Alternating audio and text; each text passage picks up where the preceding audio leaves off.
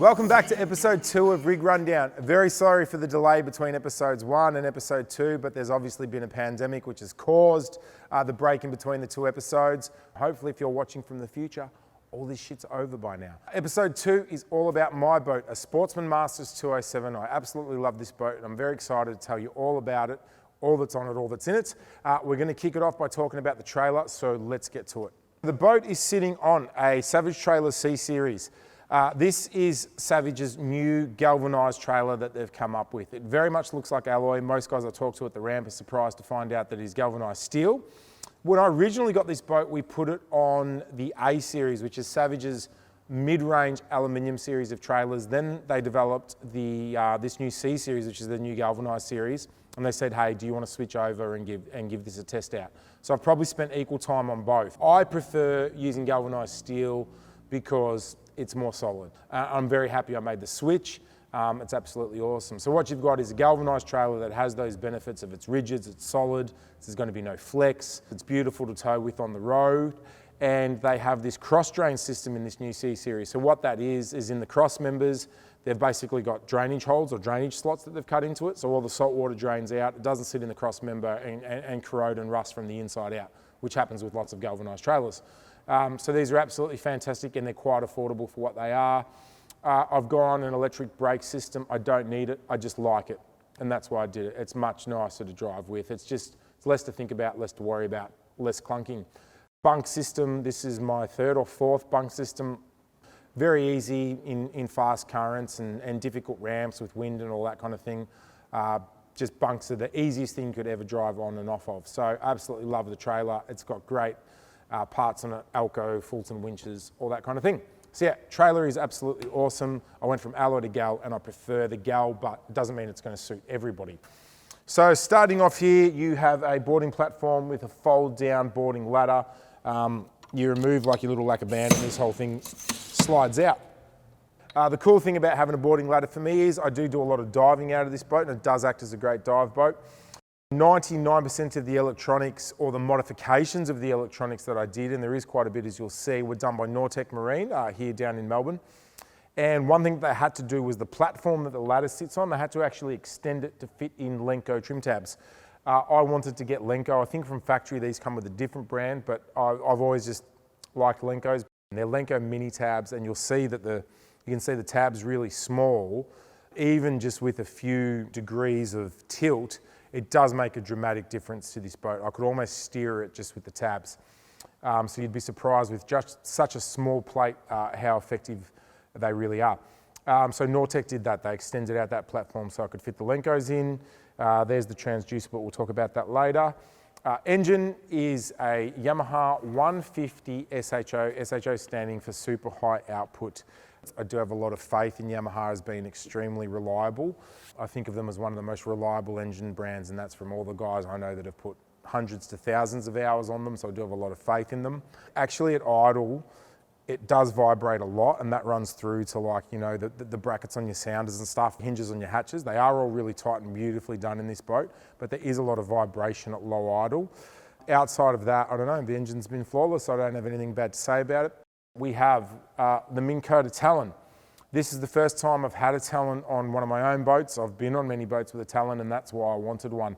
If you're not familiar with what a Talon is, basically you've got 12 foot of thin fiberglass pole that comes out of this and it basically acts as a rear anchor. The big advantage of the Talon when you want to anchor in, well, 12 feet of water is stealth and you do not move. And it's really good for just being stealthy in shallow water applications. The Minn Kota is going to make some noise as the prop starts working, so if you are in a little bit of faster current, that prop's going to be working a bit harder to hold you in place, but with the Talon you don't really have that issue. It's a very cool thing to have. So I'm still really happy that I've got it, even though the Minn Kota the Altera up the front does hold you really still. There's a lot of applications I still do use this, so that's really cool to have. And then the other thing that's on the Transom is LED, ocean LED underwater lights. This is the second time I've had underwater lights on a boat. And the reason why I wanted them on this one was they do say that they have fish catching attributes. And I have caught tuna, trolling for tuna when these were strobing. And they say that the strobe reflects off your spread that you've got out the back of the boat and that can attract fish. I can't tell you definitively that the light strobing and being on attracted fish. I'd be bullshitting if I said that they do. But one thing I can say definitely about them that I love having them, and I'm always going to have Transom mount underwater lights on my boat, is that when you're running at night, they basically light up all your wake that you're causing from your engine, and you stand out from miles away. Boats are going to see you. I feel really confident that I'm being seen, as there's lots of other boats around. It stands out a lot more than your nav lights and your anchor light ever will. They're absolutely awesome to have. I love them, and these ones are really bright, and they're one of the best brands that you can get. Ocean LED. That's the second time I've had them, and they've never missed a beat. I love them. They have that strobe function, which is cool. So moving from the transom, let's get into the boat and talk about the rear of the boat. Okay, so in the stern here, you've got this awesome rear casting platform. And as you'll see, the boat is completely covered with deck armour. The reason why I went deck armour is I had it in my last boat and I really liked it.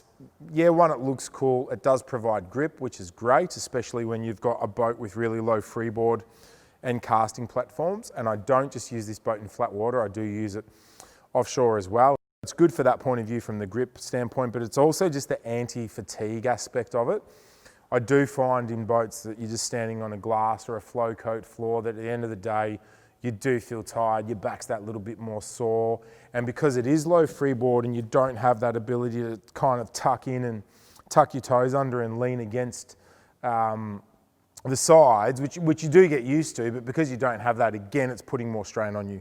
So that's why I like the deck armour. I think it's a really good product. I'm 2 boats in on it now. I'm about 13, 14 months in on this. It's pretty easy to clean. It looks cool, provides grip, but the anti-fatigue factor is probably why I like it most.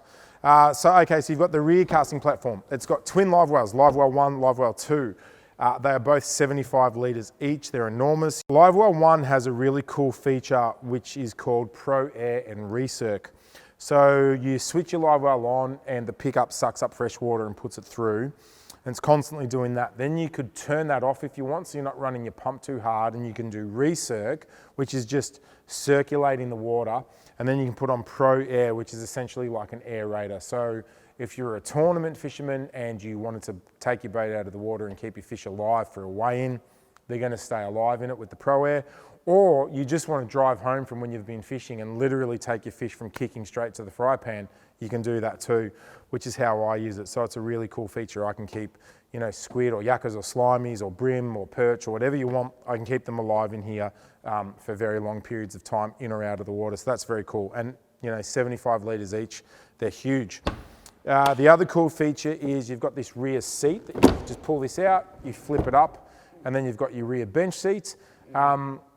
When my kids come out, they kind of sit there, but no one really sits on it. But then you flip this up and you've got all this storage in here and full access down into the bilge.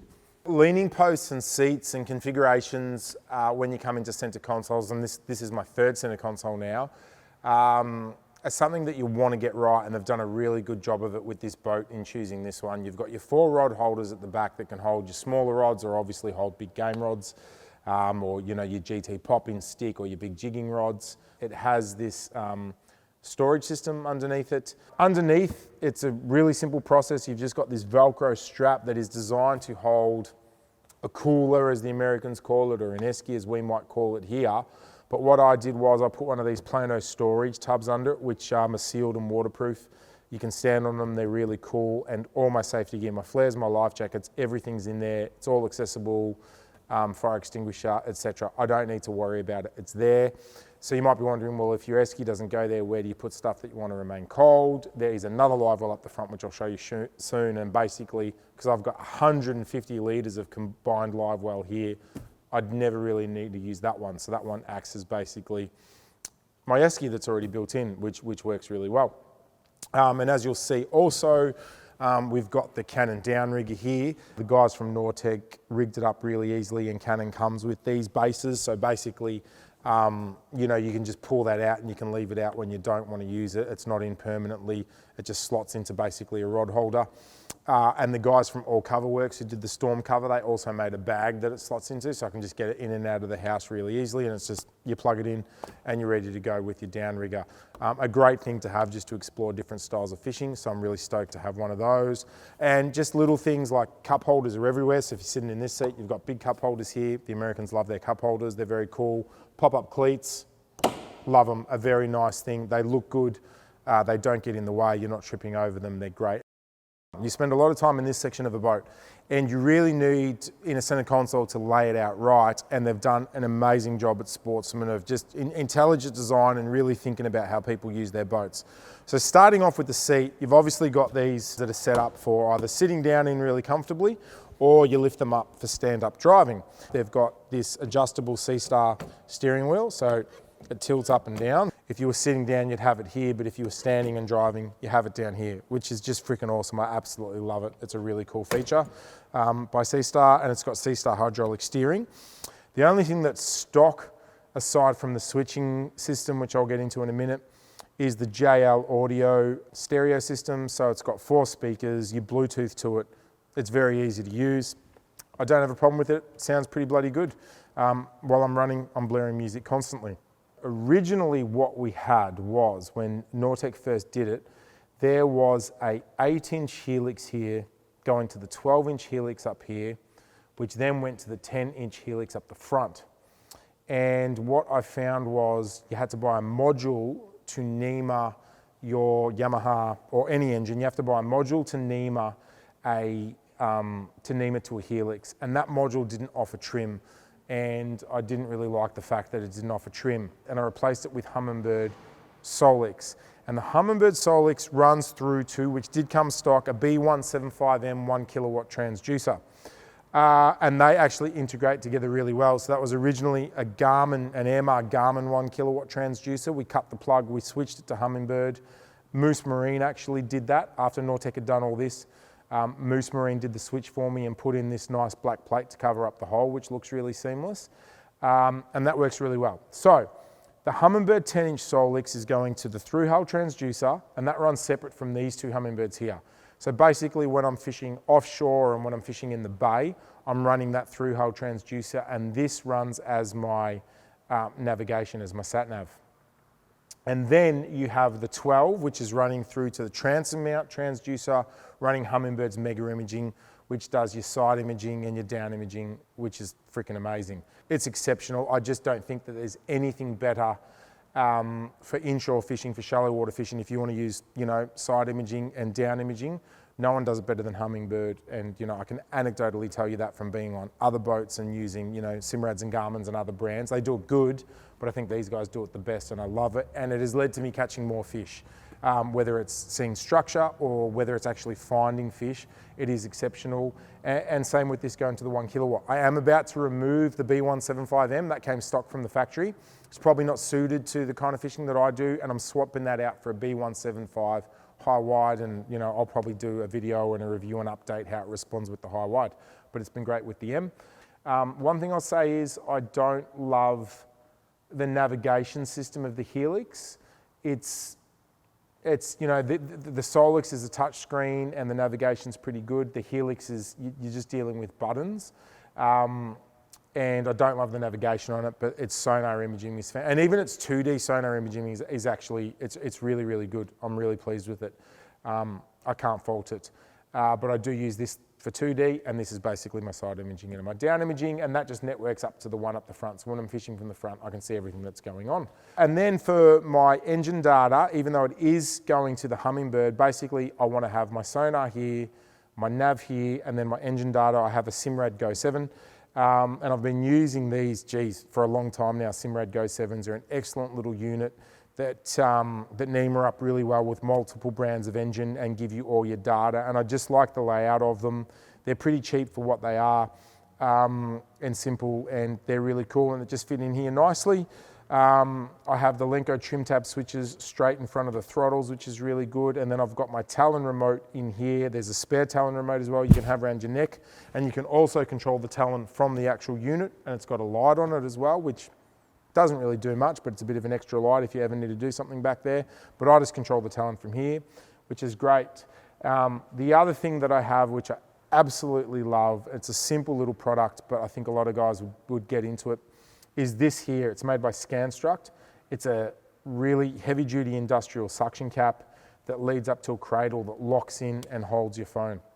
It doesn't matter how rough it is, how fast I'm going, how much I bounce up and down, the phone does not move. And then I can even lead a cable down and plug it into a USB charger that's already pre-built in. But this thing is freaking awesome from Scanstruct.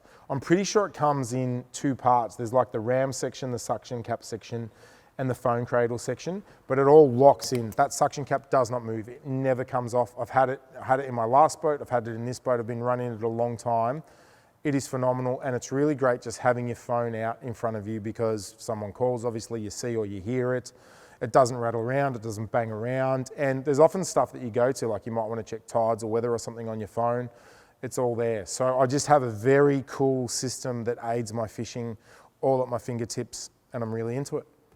Okay, so the boat came stock with these switches here, which are kind of like helicopter switches, and I love them. They're really cool. I've always had like rocker-based switches. I think these look a little bit more elegant. They're a bit more functional, and they all light up once you switch on your nav and your anchor light.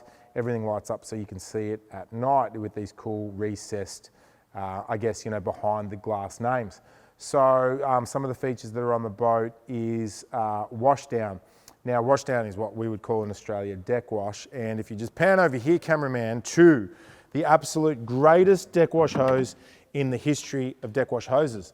This is a silicon-based hose. And the cool thing about it is you don't have that big, ugly coil. It's really stretchy. It doesn't get tangled up. I got this through Moose at Moose Marine. And basically it stays really flexy, you know, like this, and it's really loose. It can stretch all the way up without even unraveling it. I can come all the way up to the front of the boat and I can hose all around my boat and clean stuff off. And for someone that squid fishes as often as I do, it's a very cool thing to have. So coming back to the switch panel, Live Well 1 and Live Well 2 switches. You've got your bilge pump switch. That's the ProAir Recirc switch that I talked about earlier. And you've got accessory 1 and accessory 2. So accessory 1 turns on lights that I've put at the front of the console to light up the front of the boat. They're just there for at night when I come off the ramp and I need to start packing everything up. I can just light up that front deck and I can see stuff, so I added them in myself. And accessory 2 turns on one of my favorite features I've ever had on a boat, and that is my freshwater pump. I have an 80-litre freshwater tank that you fill up really easily, that goes to a freshwater hose, and is the pump on? And there you go. So I think the tank's a bit empty at the moment, but basically you've got a shower and you can wash down all your gear. It's freaking awesome. Or if you go for a dive, you come out and you hose yourself off of salt water. You know, it's food grade hose, so you can even drink out of it too if you want to. Then you move down to lighting. So you've obviously got your nav lights, which are recessed LED lights up the front, which is something I've never had before. You can't even see them. They're recessed into that stainless gunnel. They're very cool. Your courtesy lights are these blue lights that come in underneath the steps, and then I added LED strips underneath the gunnels, which really lights up the whole deck, so you can just see what's going on when you're night fishing or when you're running. Again, it makes you more visible. Then there's live well lights as well, which look awesome. So at night when you want to pull stuff out of the live well, you can see everything. That goes to both. And then it has, which I've never had in a boat before either, is a horn.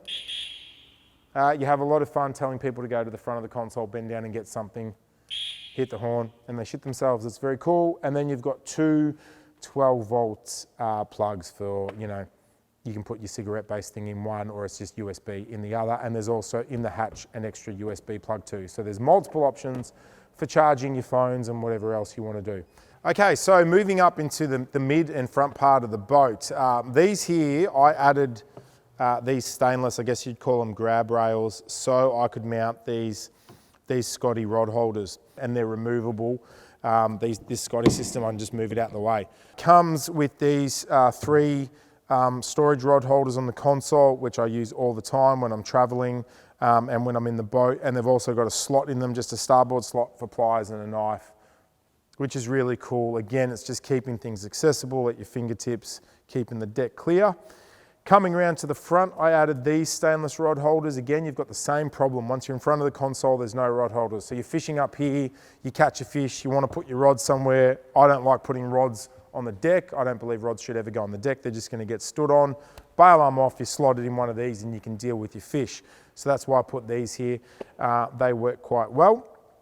The front of the console, this is the third live well. This is a 40-litre live well, but I use that basically for lunch. Opening up this hatch here, you have storage into basically the electronics room. The Sportsman comes standard with a 123 isolator switch, which I do not like at all. I'm a big believer in always having, once you get into multiple battery setups, a DVSR, which is what I have here. So if you don't know what a DVSR is, basically it means you don't need to think about where the power's taking, where the engine and the electronics are taking the power from. It does it for you. It's always going to basically give charge to the lowest battery. And then if you run them both flat, because I've got a house battery and a start battery, if you ran them both flat, you switch on your emergency parallel and it'll draw all the power from both batteries. So you never need to think about it. It's basically just a no-brainer. It digitally charges and takes care of your batteries. And then there's the fourth switch down there. That's for the Minn Kota. I've also installed, one thing I'll say here is you've got this cool like cargo net thing. So to block out, all your wires getting damaged and you can still use this as storage, there's this cargo net and you just basically unclip it and it comes down. And you've got access to your 1, 2, 3, 4 batteries. I've stored an onboard charger for the Minn Kota. So the Minn Kota is constantly taking charge from the engine, which means that I don't need to get home and plug my Minn Kota in, which I have done in the past with my Minn Kotas. So that makes it really hassle-free. That's also got a VSR on it. And I think that the way that I had it rigged up is so the Minn Kota gets charged last. It prioritizes the start battery and the house battery and then the Minn Kota battery. But because I'm often doing long runs at pretty high speeds and there's a lot of power going through, everything stays charged.